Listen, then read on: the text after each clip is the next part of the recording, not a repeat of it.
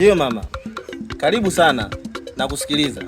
Nimekuja hapo pastor, unisaidie vitu vyangu vidogo vidogo, biashara zangu haziendi, vitu vyangu haviendi. Nilikuwa naomba unisaidie.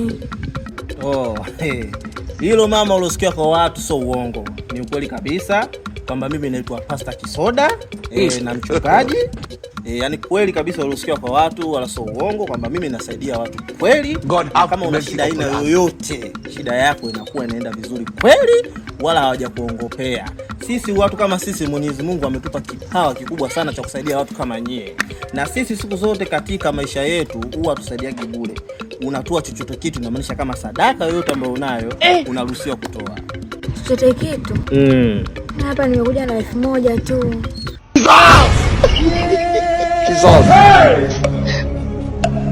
Jesus. Umekuja na buku? Sasa huyu. Ila hamna shida mama. Umwambia hivi, sadaka yoyote inayokuja ni kubwa sana kwangu mimi. Kwa hiyo hamna shida mama. Hata hiyo unaweza kutoa. Goodbye.